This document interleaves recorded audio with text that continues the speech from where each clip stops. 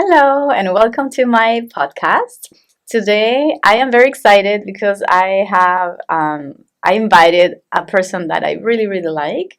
She has been my co-teacher for 3 years, and I have learned so much about her, not only as a person but as an educator. And many of the things we did together help me now become the teacher I am today.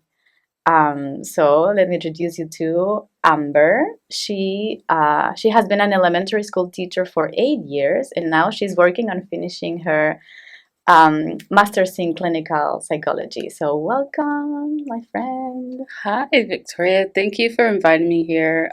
Hello to all of you guys. Yes, I'm Amber.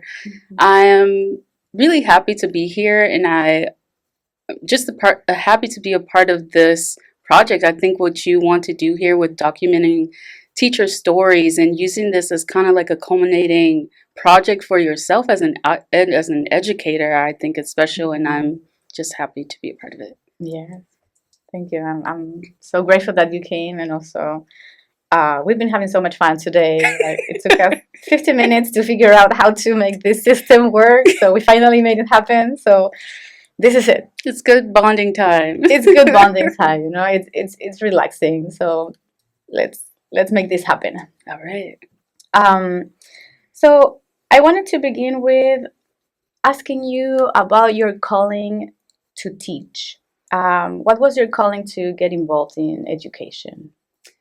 Well, it really all started when I was younger. I've always wanted to be a teacher. I've always been interested in teaching. I admired my teachers growing up, and it's something that I felt like I needed to do. It was like checking off a childhood dream, and I'm grateful that I was able to do it. Mhm. When I was younger, I used to force my siblings to play school with me, and I was the teacher. My mom, she used to bring home, I don't know where she got them from, but she used to bring home teacher manuals. Yeah. And I used to go through them and create tests and look at the answers. And I was just, I don't know, this is something that I felt called to do. I I believe that, and I am so grateful that you devoted so many years of your life to teaching because I know you changed many of children's lives. So I'm glad you did that. Um, so being an educator has moments of joy and moments of frustration. But first, I would like to ask you about what about education brought joy and satisfaction to you? Well, for me, it's always the students. They every year it's a different batch of personalities, and for me, I'm a very observant person, so I like to sit back and kind of just watch these little people develop over the years, and they have so much that they bring into the classroom, so much of themselves. So to see their personalities come out, or to see like one student start off really shy or really low academically, and to see them blossom into a new person in the school year, like that's what brings me the most joy. And also being able to do creative projects with them and just see different light bulbs shining, lighting up for them. And my favorite is to have students who come to school not liking school, and then that perspective changes for them, where they find something about coming to school that they really enjoy or look forward to. Yeah, That brings me the most joy. I remember there's something about you. Hopefully we can talk about it today, but there's something about you. You bring kids to show themselves. There's something about you that invites kids to be themselves and open up a little bit. And I'm curious about it. Like, what do you think it is? It's not easy. You make it look so easy, but it's not easy. Like, you really saw children being themselves and opening up and developing this beautiful community in the classroom. So I don't know. I wonder if you can see it, and how do you make that happen? You know, it's, I think for me, I can't do anything that's outside of who I am. So what I bring to the classroom, it has to come naturally, because if it's something that I have to think about for too long, I'll forget about it, or it just becomes like, a script that I'm doing. But I think, like, for me, I see people for who they are, and I want to find ways for them to be able to see that reflection. I feel like I'm often a mirror for people. So I feel like that for my students too. And when it comes to like different activities that I do to help bring that out of them, for one, journaling, that was Yeah. my favorite activity to do with Yes. my students, because it gives them a place to just let it out. And that's something that I really like. It's something we talked about at the beginning of the school year.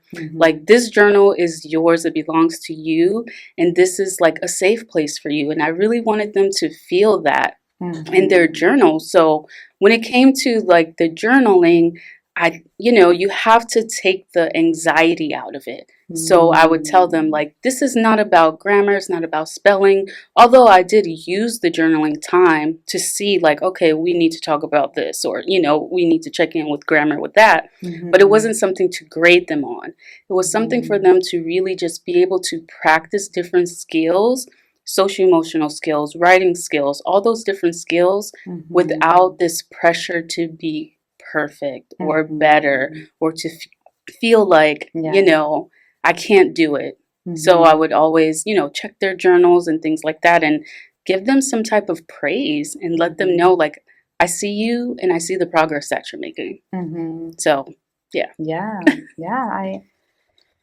I think that's what it is. You offered a safe space in your own way, because I think every teacher offers a safe space in the way they feel the most comfortable. Yeah, for sure. And I think that was very valuable. You offer them a safe space, and that's why they started becoming themselves and being more authentic and being comfortable showing who they are. So that was amazing. That was very amazing to watch. And I took that. I took that with Hey, me. I love it. Yeah. It's wonderful. It's something that I practice with myself too. I journal every day because it's important to reflect, and also it's good to get yourself out of your head and on paper, and it's something that you can have as a memory to look back and to see how much you've grown, whether it's, growing on a like a soul journey level, or even academically seeing how you've grown. So it's a great benchmarker to use. Yeah. And I also noticed that it takes skill to see students and see their potential and see that they are capable of doing more than what's scripted in the curriculum. So I would like you to talk about a little bit about this project that you made last year, where they started their own. Uh, it's not a journal; it's a newspaper, like Oh a yeah, school the newsletter. newspaper, and they blossomed. They loved it, and you could see a side of students that I wouldn't have seen without a project like that. So can you talk a little bit about that? Yeah, I mean, the project came to fruition really from just listening to students. So it really came from, we were doing our nonfiction unit, and I always try to think of ways to do something outside of just writing an essay, where you're still practicing the skill, right? So really, I was reading my students' journals, and one student in particular, she wrote about like creating a newsletter. And I was like, okay. And then I had another student who was really great at writing stories. And so it's like, these two people, we can put them together and, like, make something beautiful. Yeah. So I was like, why don't we just start a newspaper or a newsletter? And I put those two students together and I said, hey guys, I have this idea. I got it from this student's journal. What do you think about it? They're like, yeah, let's do it. And this was actually a lesson for me as well, to learn how to be the director and let them be the hands. Sometimes I want to be the one, like, okay, you do this, it has to be like that. But I gave them full creative control, and I kind of just guided them and said, hey, this is the space, this is what we can do. Mm-hmm. And to see them take charge and blossom, it blossomed Mm-hmm. into something I didn't even think that it Mm-hmm. would. Yes. And just um, like the feedback that we got from Yeah. other students in other Mm-hmm. grades, and I was Yeah. like, oh, this is great. But honestly, it was just, I feel like I was just the portal, Yes. and they were the ones who did it all. Yes. Yeah. You make it sound easy again. Like, I was just like, I was just there and they did everything. But it takes skill to be able to listen to students. It's not that Mm, easy because there's so much we need to teach them and so much curriculum and the test and then the project and then finish this and finish that. That we lose the capacity to listen to what they really need to grow as yeah. persons and academically. So uh, it's not that simple. It's quite a skill, and it's very Well, admirable. thank you for noticing that and seeing that.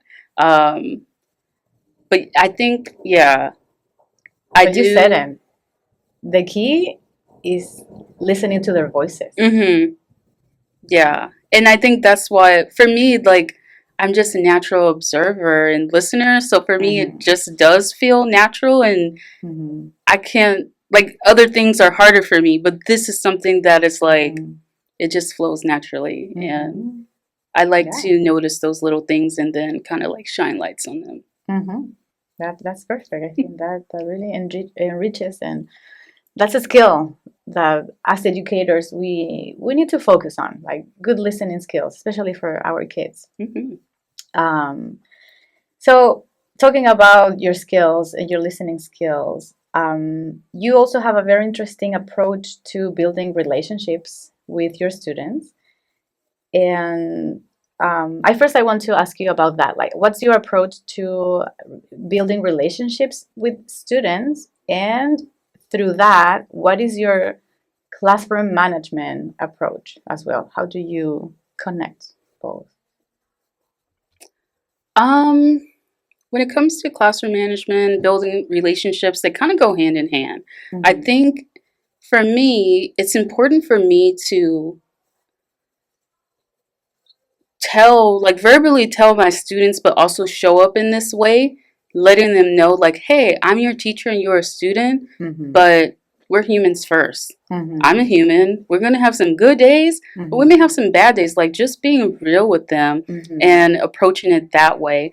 And when it comes to classroom management and mixing that with, because through classroom management, you can build those relationships too. Mm-hmm. Um, where you really teach them about consequences, but not in a like Mm-hmm. consequences are bad, but Mm-hmm. more so like there's a behavior and there's going to be a response to the behavior. So Mm-hmm. whatever the behavior is, if it's Mm-hmm. good, there will be probably a good or neutral Mm-hmm. response, and if it's bad, then there's maybe a bad or not so favorable Mm-hmm. consequence. But being Yeah. honest with them about that Mm-hmm. and being very clear about the rules Mm-hmm. and for them to see like you can be playful and have fun, Mm-hmm. but also as long as, for me, it was always as long as you're doing what you're supposed to do and we Mm-hmm. can make it look like whatever we want it to look like. Mm-hmm. Rules don't have to be boring, rules Mm-hmm. don't have to be like hard,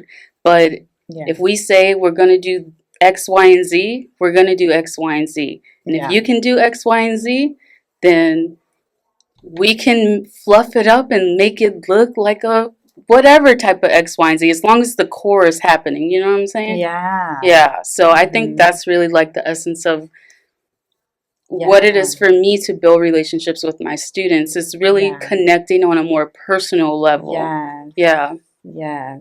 I see it. Yeah, you made it you made it yours. It's like you took the script and you made it yours. Like, okay, yes, we need to uh, create a positive learning environment, but we're gonna do it our way. Hmm.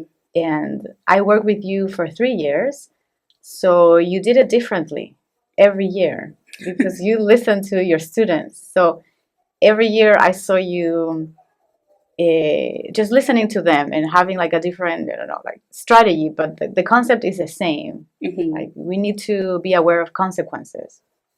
But you know, that actually was something that I had to work on because for me, Yeah. I'm a person where it's like I like to do things my way because I think my way's the best. But As a through teacher. like I know what's best, you know, but you don't. And honestly, it's not about doing what's best for you. It's when you're in community with your classroom, you really have to think about what's best for all of us. So yes, I'm the guide and I'm here as the adult.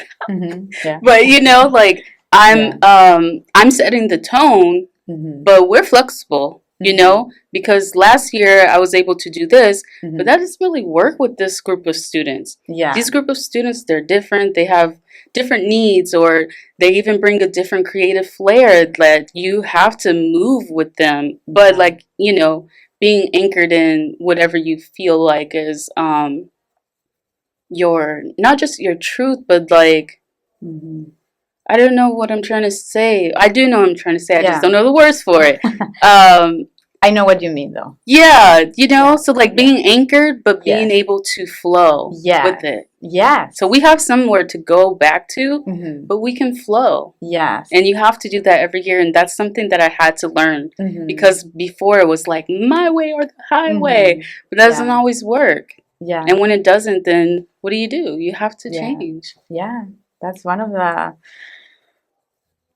That's how we know it's not easy to be a teacher because At all. we need to listen to our students, and we have different groups of humans, and we need to adapt to their needs and meet them wherever they are. Exactly. And that's when we start building community. Yeah. So it takes some skill. And I will say also, like, kids, as unruly as they like to be, they really do like to have rules, and they like structure, and they like routine. And so building that kind of like is a safety net for them, where it's like, I know what to expect, but then also there's some flexibility in that, you know? So that was interesting to me to see, like, oh, they actually like when you kind of put your foot down, you know? Yeah, it's interesting. They do need it. Sometimes they crave it. Yeah, they crave it for sure. Yes, they need the boundary to know, to feel safe. Yep, for sure. Yeah. Well, talking about the joys, the difficulties, the challenges, I would like to. This is a very general question, so you can focus on one thing. Maybe it's very broad, so it could take us anywhere. But I would like to ask you, and I ask you this as a foreigner who has been in the U.S. for 11 years, and you are an American, and you have been in the educational system for a long time, not only as a teacher, but also as a student. Yeah. So what do you think are the most challenging aspects of being an educator in the U.S.? And this is a very broad question. You know, this is actually a very loaded question because it's very complex, because who you are brings so much difficulty into it, or could, because of the way systems are made, you know? So I think for me, being a Black woman, so that's two things, right? Black woman, and also being neurodivergent, like, this system was not made for me. So trying to be an educator in the U.S.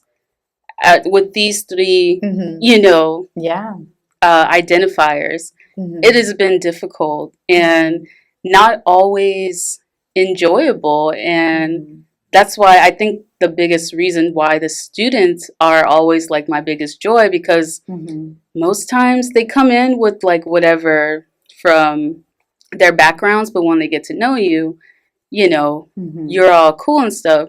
But it's not always like that with other teachers, admin, just like the system overall is really not made for a person like me to thrive. Now, not to say that there are not teachers with these identifiers that do thrive, but for me, it was very interesting. And I would say the best experience, even with the negative experiences, Mm-hmm. I'd say. Um, Yeah. yeah. But also, I think the K through 12 system here in America Mm-hmm. is not made for, no matter what your identifier is. Like, Yeah. as a teacher, you are not you are like a on the back burner when it comes to Mm-hmm. creating this, I guess, like, Yeah. you know what I'm trying to say? What Yeah. Creating, like, being creative, pretty much, and enjoying what you do. when it comes to building the system, like, this is how education is going to work. This is how being a teacher is going to go. The Mm-hmm. teacher is like the afterthought, Mm-hmm. because look at how many teachers are burning out so fast. Mm-hmm. You know, I Yeah. think when it comes to teachers, we're not just, Mm-hmm. you know, some people can just go to their job and do their job and leave. Yeah. No, Mm-hmm. not a teacher. You Yeah. wake up, that's why so many people make teaching your identity, because it becomes your identity, because Mm-hmm.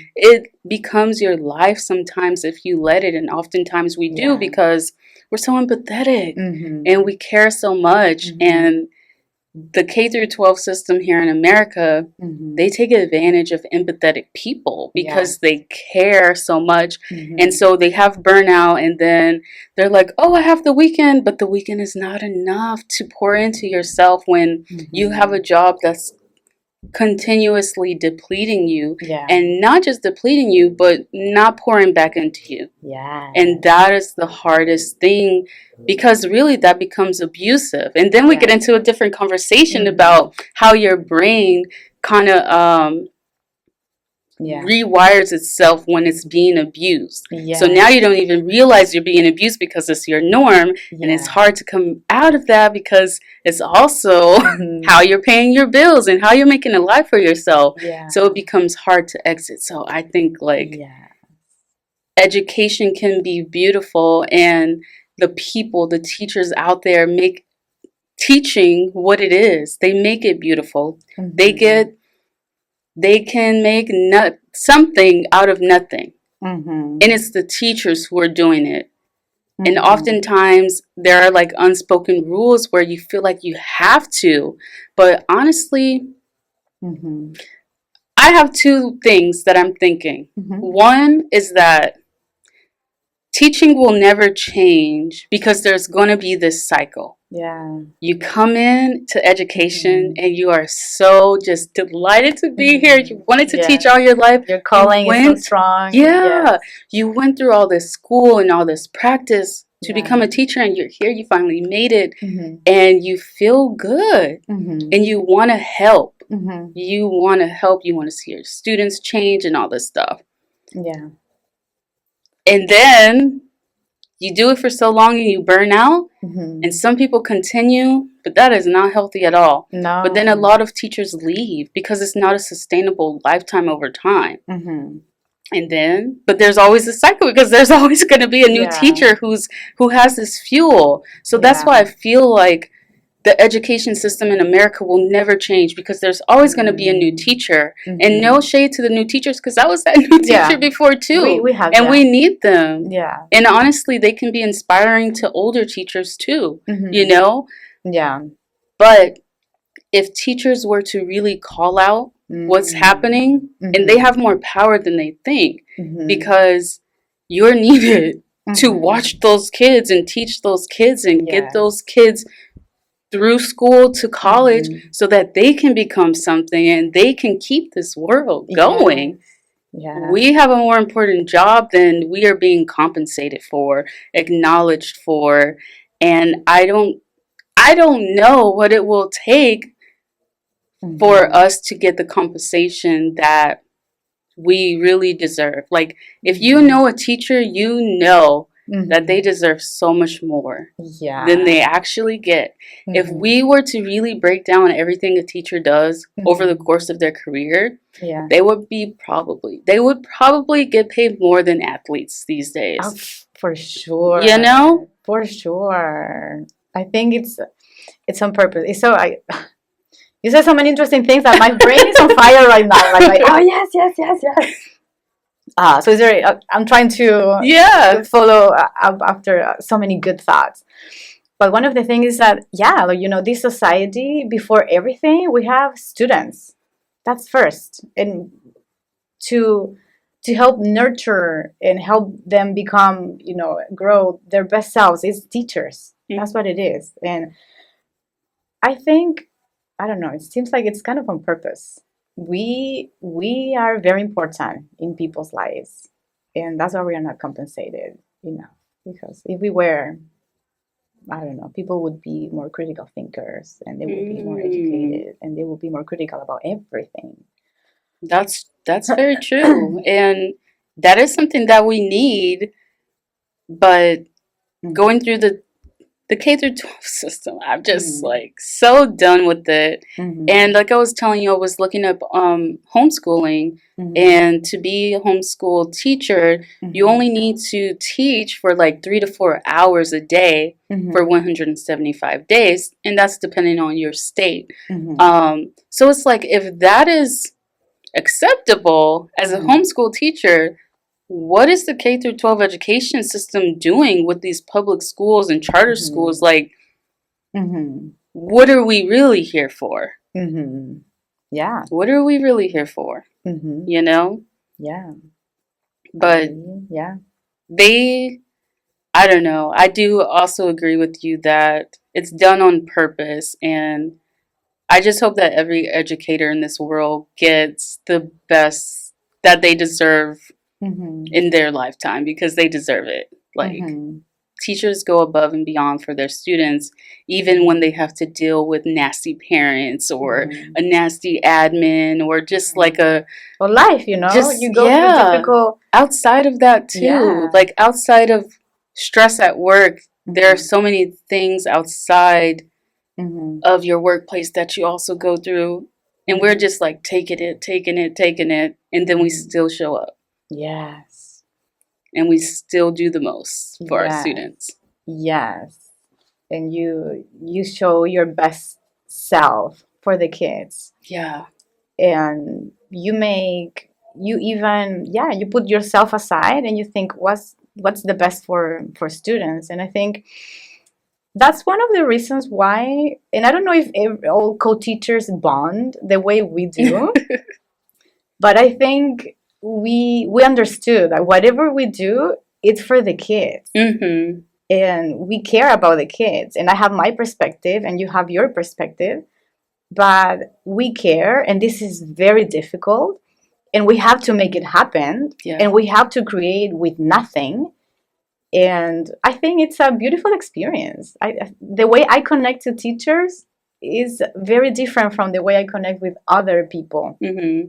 because you really get to see a side of people under stress, going through life circumstances, and still trying to show their best for the kids. So, Yeah. It's it is uh-huh. beautiful and to see. And it's a shared, I mean, it's kind of like a trauma bond, but It's it's totally a like, trauma bond. It's but totally it's a trauma like bond. you get it. Like you know Yeah. exactly what I'm going through. Hmm. And yeah, Hmm. those can be very special Hmm. relationships that you build with people because Hmm. people outside of your life, they just don't get it. Hmm. Yeah. And they No. see this, I don't know, they see the cookie cutter form of like, you're a teacher, Hmm. but they don't know everything else. Hmm. But other teachers obviously get it. We get it right Yeah. away. So that's Yeah. what makes those relationships special. Yeah. Yeah. They do. They do. Um, and I feel like I learned a lot about being a co-teacher with you. So I guess one of my next questions is what? Oh, this is a very broad question again, but what do you think makes a good co-teaching partnership in every situation? So we were in a dual language situation where we taught in two languages. So I taught mostly in Spanish, and you taught mostly in English, and we had to co-plan together. But what do you think helps building this co-teaching dynamic? Yeah, pretty much. Okay. Well, teaching with you, that was my very first co-teaching experience. Yeah. And it was absolute I feel so lucky Yeah. to have done it with you. You Mhm. know, I Yeah. feel like you were very flexible with me Mhm. and you were a great guide and you were that strong support that I also needed, you Mhm. know? I think the best after 3 years, Mhm. every year just got better, you know? Yeah. And I think it's when we celebrated our differences Mhm.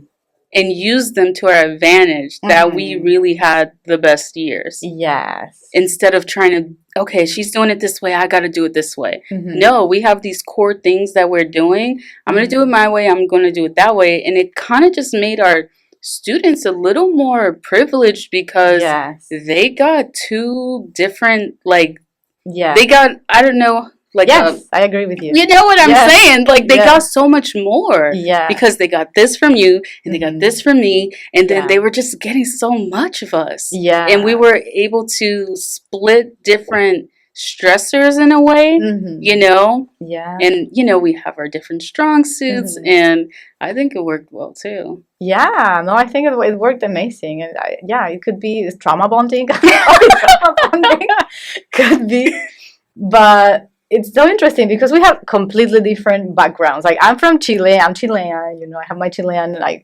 identity.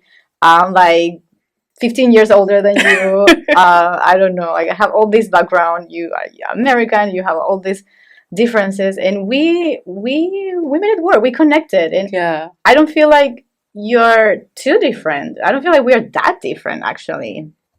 No, and I was thinking differences more of like you're extroverted and I'm Yeah. Oh, introverted. yeah. So to see like how that would play out in Yeah. our classroom and Yeah. how that was also an advantage to our students, Yeah. especially when we would join our classrooms together, Yeah. and it would be like Miss Call's classroom is like the chill kind Yeah. of just quiet, be quiet type of room, and Yeah. your room you're just like, oh, do Yeah. whatever you want, be Yes. so loud, and Yes. but Yeah. students need that, and Yes. that's why we would see them flow from different Yes. rooms, Yes. No, I So loved it. I loved it. I yeah, I remember. It's true. Like you have this very calm presence. You have this. You help students channel their energy very calmly, and I feel like you brought a side of me that I really like. So you were like, okay, I'll do this. You do the dancing thing. yeah. You're gonna teach them the dances, and I'm like, okay, I can do that. Yes. And you're gonna teach them the songs, and you're gonna teach them the choreographies, and you're gonna be the one leading the end of the trimester celebration, and I'll just be here watching you. And I think that works so well. Yeah, it You, was, yeah. yeah. I because that would spark my anxiety having to do all that, and but if I could be in the classroom and Yeah. hey, let me take on the creative projects and we Yeah. can do that part, Yeah. and you take on the dancing. So that's why I'm Yeah. like, oh my gosh, I was so lucky to be paired with you when I first got there. Yeah. But it really worked out. Yeah. No, It worked for me out. too. For Yeah. me too. It worked out super well. Like because you're a good listener also, and I think this is you, but also your background in clinical psychology and learning how to really listen to people. You brought a side of me, like you listened to me, and you brought this side of me that I really like. I'm like, yeah, I feel comfortable doing this, completely comfortable doing this, so let's do that. Oh, well, thank you. Yeah. It was easy to work with you, honestly. I really do feel lucky to have had the experience, and I've learned so much, and I felt so blessed to be there. Yeah. Yeah. Yeah, me too. That's why I invited you Woo! to this podcast. I think It's been so much fun. Yeah. Well, you're not in the classroom anymore. You left the teaching Yes. field to become a clinical psychologist, or you're gonna follow that path. So that's your new path, and I think you're gonna do amazing. Whoever has the chance to come close to you and be under your care will be very, very lucky. But I will always treasure those 3 years where we were co-teachers and we were in good and difficult circumstances. Yeah. I learned so much from you, so I will always treasure those Same. years. Those have been great memories. That Yeah. Yeah, those were probably my best memories, being connected to you. And I know every year my door was going to be connected to you. So, Yeah. Yeah. knocking on the door, Yeah. hey, just checking in. Like, those moments are special. And Yeah. it's sometimes like people don't, they see you and they just see you in passing, but like Yeah. we really got to know each other, like Yeah. really on a personal level. Yeah. And I never thought that I would be able to do that with a coworker, Yeah. but I feel like you've seen me and Yeah. you know me, Yeah. so I Yeah. appreciate even you being able to recognize me in different parts of me. Yeah. And yeah. Oh, thank you for saying that. Thank you for saying that. Um, probably the universe brought us together because you're a Scorpio. I'm a Yes, Capricorn. you know it. Those are good Yeah. signs for friendship. Yeah. For real. Oh yeah, I know. Scorpio is my people. Scorpio is my people. Yeah. Yes. And you know what's so funny too? I really been like working on manifesting, and I promise you, in my journal the other day, I wrote, I need a good laugh. Like, I just need to crack up. Mm-hmm. And we've been laughing all Yeah. day. So, Yeah. oh my gosh, like your words are so Yeah. important. What you speak is so important. That's something that I Yeah. tell my kids too. Like, you say what you mean. Yeah. Mean what you say, because it will Yeah. happen. That's It will come into true. fruition. That's true.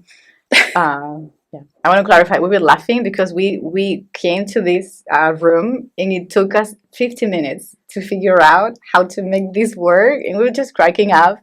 We had to call the manager like 4 times. Oh my He hates gosh, he us. was not He happy hates with us. us. He might be listening to us right now. Hey. Imagine, it's recorded. Yeah. But yeah. Yeah. Well, thank you so much for your time and for your wisdom and for your words, because I'll listen to this again, of course, but there was so much that you said that needs to be shared. And I'm so grateful that you said it.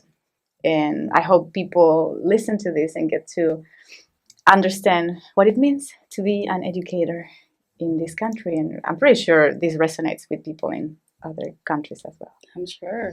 Well, thank you for having me. I appreciate you asking me to be on this podcast, and I just, look forward to our continued friendship Yeah, after definitely. after the classroom. Oh, of course. Yeah. That should be the next podcast. Friendship after the The classroom. classroom. Yes, for sure. All right. Well, bye. Bye. Bye.